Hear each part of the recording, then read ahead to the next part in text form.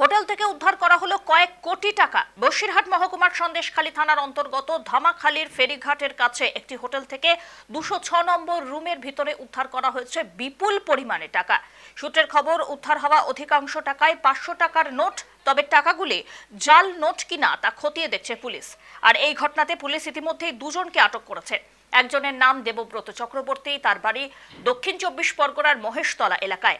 অপরদিকে অপরজনের নাম সিরাজউদ্দিন মোল্লা, তার বাড়ি জীবনতলা থানার অন্তর্গত মোটরদিঘি এলাকায়। জানা গিয়েছে, এই হোটেলটিতে একসময় শেখ শাহজাহান এবং শিবু হাজরার নিয়মিত যাতায়াত লেগেই ছিল। তাদের সঙ্গে কি এই টাকার কোনো রকম যোগসূত্র রয়েছে তা জানার চেষ্টা চালাচ্ছে পুলিশ। এছাড়াও এই বিপুল পরিমাণে টাকা কোথা থেকে এলো, কারা আনলো, কি উদ্দেশ্যেই বা আনা হলো, তাও খতিয়ে দেখছে পুলিশ।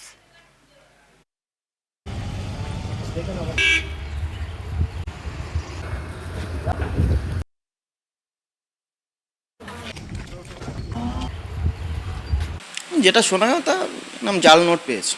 কত টাকা? সেটা আমরা জানি না। কাকে কাকে ধরেছে? দুজন গেস্ট এসেছিলেন, তারা রুম নিয়েছিলেন, তাদের ডকুমেন্টস সহ দিয়ে তারা নিয়ে রুম নিয়েছিলেন। ডকুমেন্টস শো করে তা আমরা রুম দিয়েছিলাম। তারপরে পুলিশ এসে নিজেই ইনভেস্টিগেশন করে ওদেরকে নিয়ে গেছে। কতগুলো পেটি মানি খেয়েছে? সেটা আমি জানি না, ওগুলো আমি দেখিনি।